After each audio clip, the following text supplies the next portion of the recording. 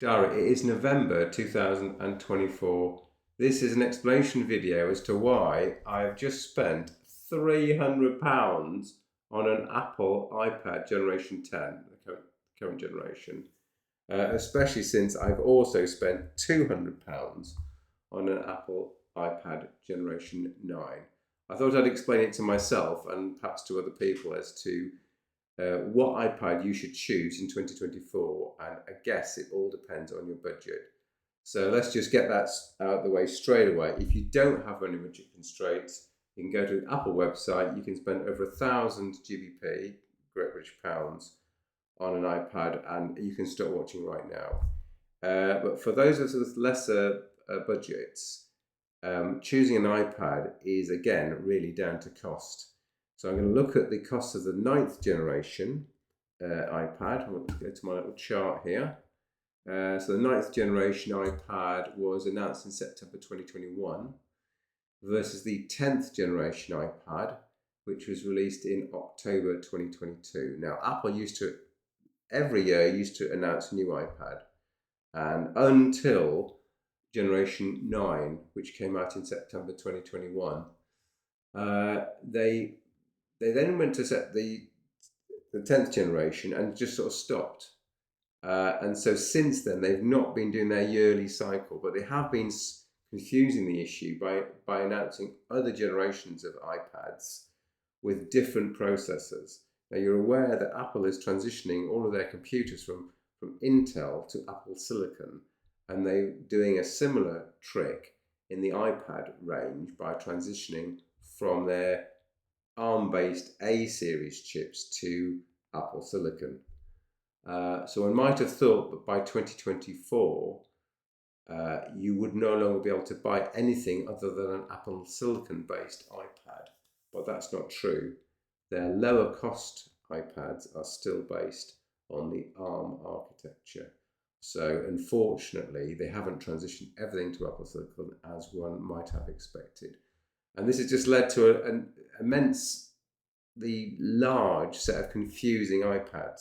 So you've got the base iPad range, you've got the iPad Air range, and you've got the iPad Pro range. So there's 3 ranges. Again, there's the iPad base range, of which we're at generation 10 current, but not updated for the last 2 years.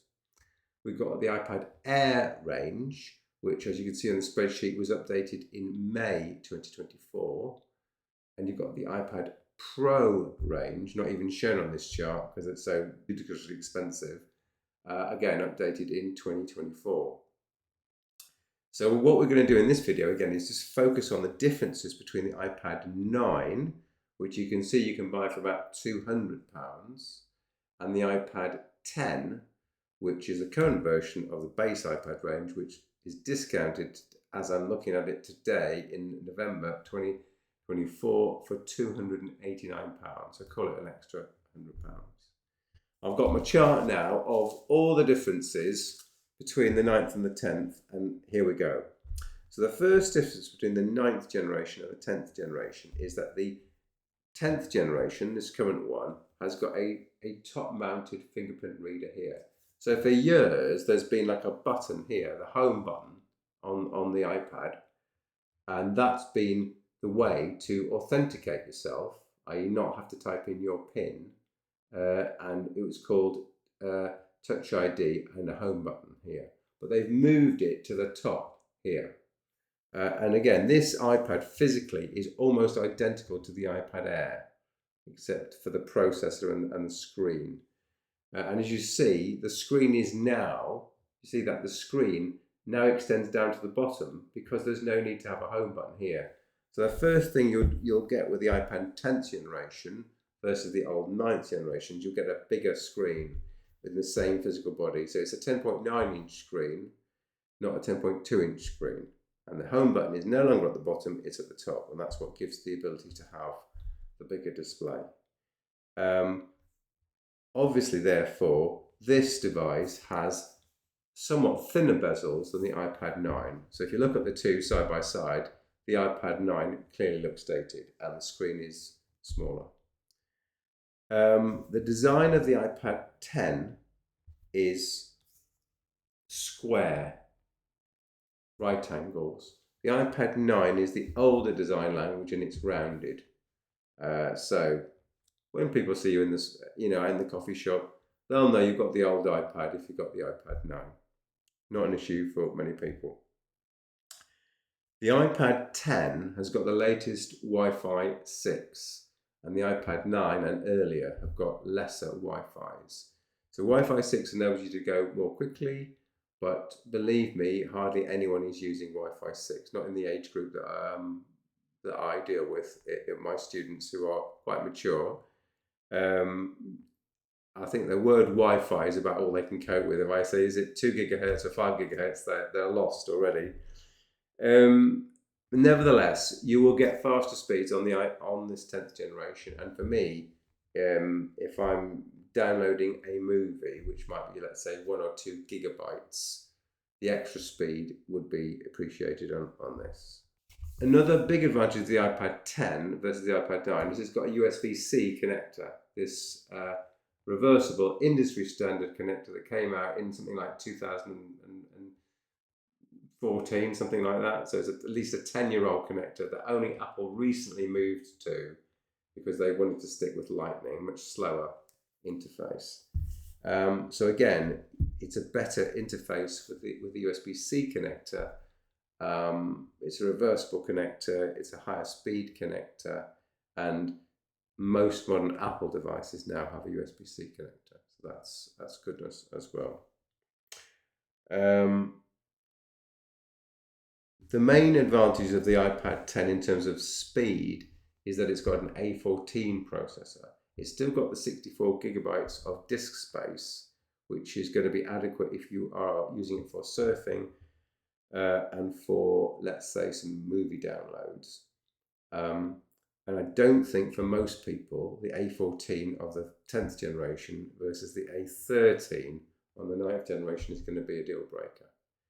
If you are using the iPad for creative work, which Apple likes to portray, but only a fraction of people in this world are using it for that, then you should be using a more powerful device than the 10th generation. So again, creative work, stop watching now. The other two things I wanted to cover are the fact that the battery life on this is brilliant. So both the 10th generation and the 9th generation will last over 10 hours of battery. So either will be good for a full day's work. But with the case of either of these devices, you're going to have to face the additional cost for accessories. Now again, this divides into whether you want a keyboard or you don't want a keyboard. If you want a keyboard and you stick with the Apple prices, you are going to be not just surprised, but astonished. So when you buy the iPad, the extra costs you're going to need are I would recommend a screen protector and a case. You can get an Apple case for about, let's say, £50. You can get an Amazon unbranded case for as little as £20.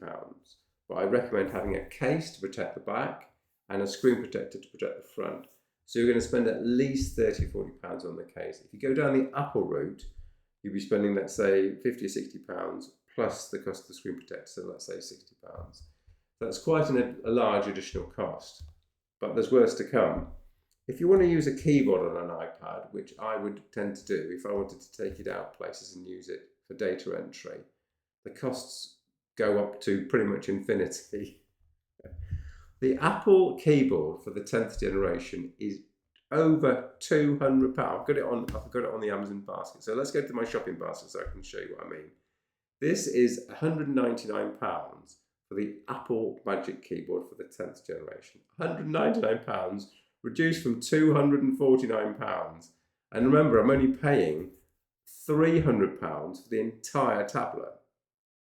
So it's just bonkers. Third-party keyboard cases, as you can see, here's one for £120, Logitech, and the Zag one is the other one I would recommend. So the Zag one's £60. The Logitech combo is £120. That's cheekily over £100. Again, you're paying so much for these devices. It does have a touchpad. And the joker in the pack, literally the joker, is the Apple keyboard at $249. So you can see if you want a keyboard, you're going to be spending at least £60. If you want a case, here's some inexpensive cases. Here's one for £16, and here's some screen protectors for £5. So you can see these are all extra costs you need to bear in mind when you're buying your iPad. So my conclusions are the following: if you really are just doing basic surfing and the odd movie download and looking at your emails, then an iPad 9 will work for you. But that will cost you £200. If you can stretch to the extra £90, so that's £290, you can get the Generation 10 modern generation iPad. So that's what I would still recommend if you can stretch to the £300. If you wanted to go for the iPad Air, renewed, i.e. refurbished, not a new one, that will cost you £400. And in my spreadsheet, I've got the cost of a latest iPad Air, which is £579. So there's many different ways that Apple can relieve you of your money. But but seriously, going back to the original point, I think the iPad 10 is the kind of, I wouldn't say sweet spot. It's the expensive, still quite an expensive spot, but it's the iPad that I think is the best choice for today, unless you really don't have the £300, in which case you're going to have to go for iPad 9. Okay, that's it. That's why I bought the iPad 10. My iPad 9 has been in the hands of someone in the village, and they are very happy with it, doing their basic email and surfing. Thanks for watching.